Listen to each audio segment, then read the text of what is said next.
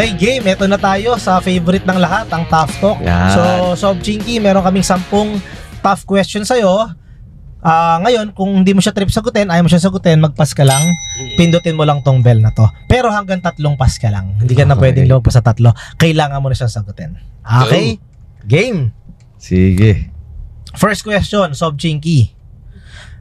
Ano yung worst financial advice na narinig mo sa social media at kanino to galing?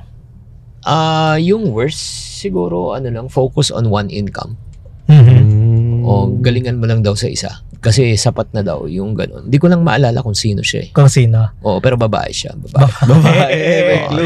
May clue. Pero yun, parang sa loob-loob ko, probably malaking kinikita mo.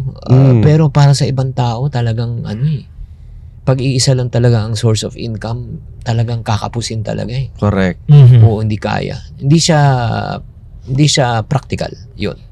Okay. Galing. Mabilis sumagot to siguro. Multiple source of income dapat talaga. Oo. Aside from isa, siyempre, at least may fallback ka. Yes. Okay. Next question, Coach Chinky. Nagnakaw ka na ba ng content from other content creators? Yan ang pinapanood ko sila, 'di ba? Pinapanood ko. Pero ang ginagawa ko talaga, I get inspiration and an idea, pero dinalagay ko yung yung twist ko. Yeah. In reality kasi, that's reality. There's nothing new under the sun. Correct. Like for example, yung famous na formula, income minus savings equivalent to expense. 'Di ba? Yeah. Meron bang pwede mag-claim na sila na una? Correct. It's how you right now present it based on your own personal experience and perspective. Yes. Yan. Like gumawa ako ng commentary video lately ni Migs Flores. Okay. Ginawa ko yung 5 na potential na pwede kang yumaman. Ginawa niya yun. Pero hindi ko binuo lahat. Yung parang per point niya, nag-agree ako sa point, pinibigay ko yung personal perspective ko. Okay. So, hindi ko ninakaw yung content kasi in-acknowledge ko siya, sinabi ko panoorin niyo yung buong video dito. 'Di ba? So, it's just a matter of acknowledging eh. Yes. Oo, yun. Ganda. Oo nga, no? Actually, nakita ko rin yan yung kinakasama ng love ni ni Katunying. Daming parang nagnakaw nung mga clips niya, di man lang siya in-acknowledge. Yun sa interview niya kay Ramon RSA. RSA. Sa mga talaga ng love niya doon. Hindi ako, parati. Kinuha rin ako ng mga videos niya. Sinabi ko, panoorin niyo yung buong version. Oo, dapat yun. Dapat gano'n, i-acknowledge natin. Credit natin. Okay. Next question, Sob Chinky. Totoo bang toxic sa show business kaya ka nag-change ng career? Hindi.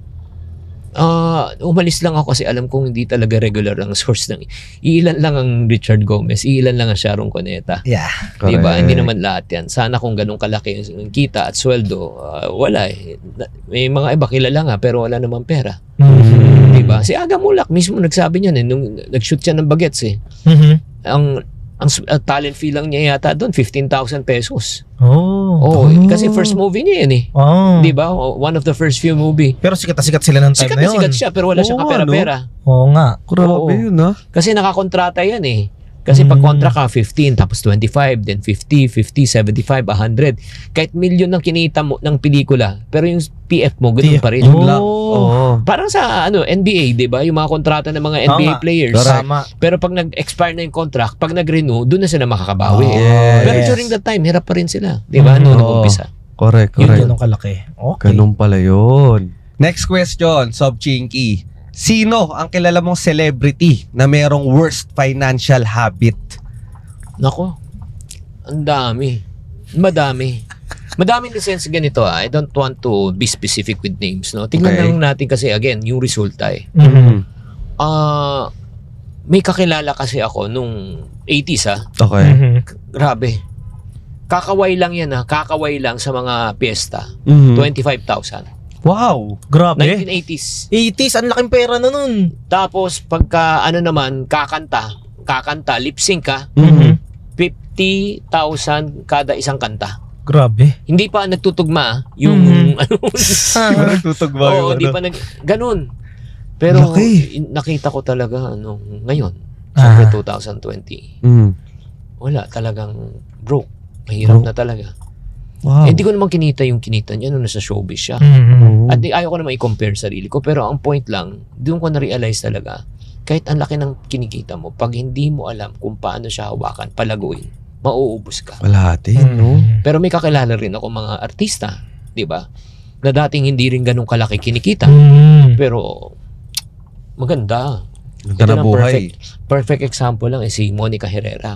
Okay. Kung si Monica Herrera, ikukumpara natin sa mga malalaking mga artista, malayo. Pero si Monica Herrera ngayon, kahit na-stroke siya, napanood ko kay Julius Babaw, may sariling building yan. May pinapaupahan mga 6 o 8 ano. Doon siya maman, rental. Hindi, kumikita siya ngayon kahit na bedridden siya. So, nagigets mo, naging responsible siya. Sa finances. Ang isa pang responsible na makikita ko talaga si Nino Mulak. Okay. Talaga. Napakagaling talaga. Ang magaling talaga actually yung tatay. Child Na star nung yan kumikita pa yung bata, yung binili ng property, tumayo ng building. Pero ngayon talagang ano siya, negosyante o mga rental? Real estate? may real estate din siya. I'm sure may real estate din. Halo-halo Pero may na. rental din siya. Meron din siyang ensamada business. Ensaymada. Oo, so talagang ang isa pang magaling talaga sa pera na hanggang ngayon kahit wala na siya, tuloy-tuloy pa rin ang pagtulong niya kahit wala na siya. Oo. Si Pidhol. Nakita ko yan. Nakita ko yun. Oo. 11 years na, no? Oo, imagine mo, 18 sila yatang magkakapatid. Sinusustentuhan O pa rin. sinusustentuhan pa rin hanggang ngayon. Grabe, Imagine mo estate paano planning nagagawa yan. yun. So, Grabe. wag na natin pag-usapan yung mga Worst. maraming nagkamali. Diba? Na alam naman nating dating sikat, ngayon naghirap. Yeah. Pero marami rin naman tama ang ginawa. Correct. Alright. Eto naman, Coach Chinky, next question. Meron na ba na nangutang sa'yo na celebrity? Kung meron, sino? Ay, meron. Sino, Coach? Pero hindi ko na kilala kasi hindi na nagbayad eh. Kinalimutan Oo, kinalimutan ko na. Hidden friend na. Oo, hindi. Kaibigan ko pa rin. Pero pagka pera na pinag-uusapan, sagot ko lang parati, I know what you did last summer. Yun lang. Autopass na. Mamaya na lang, ibulong mo na lang sa amin yan. Off-cam. Okay. Okay, next question, Sob Chinky. May nakaaway ka na bang kaibigan o kamag-anak ng dahil sa pera? Meron. Oo. Yun nga. So, ang ending namin is pinili ko na lang ano mas mahalaga sa akin, pera Okay. o relasyon.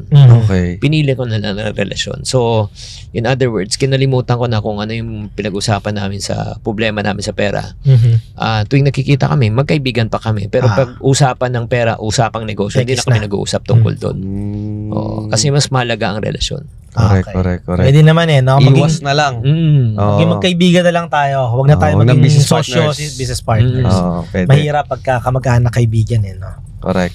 Coach Chinky, may pinasok ka na ba na illegal na investment or business para kumita ng pera? Ako mismo, wala. Oo.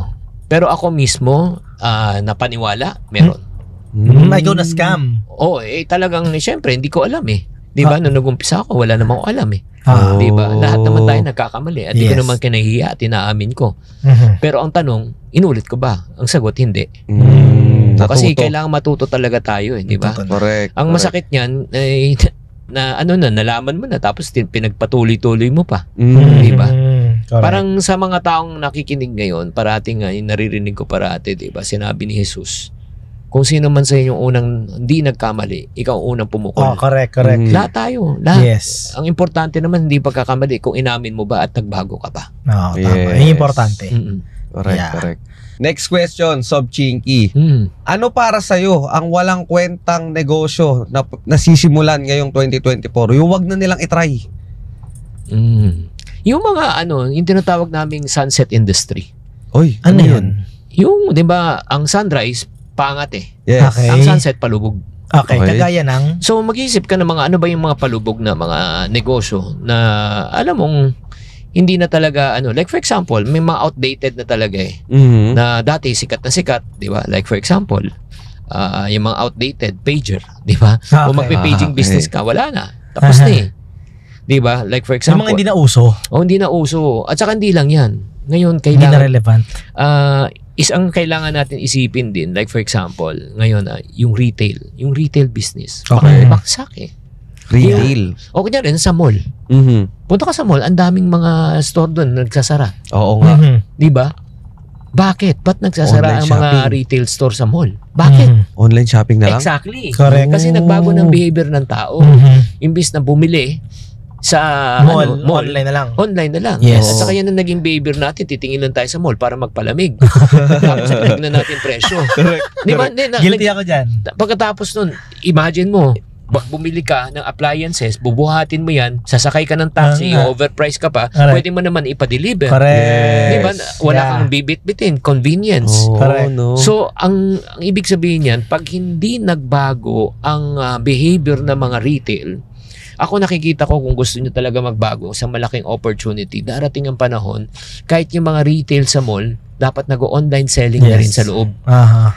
Hybrid na po. Hybrid. Yes. Kasi Correct. ang mangyayari niyan, mas malaki ang pwede nilang kitain. Lamang na sila ngayon sa mga online. Tama. Oo nga, Kasi yung no? mga online lang. Sila may retail, may Combo. storefront. Yeah. Combo. Parang si MNLA.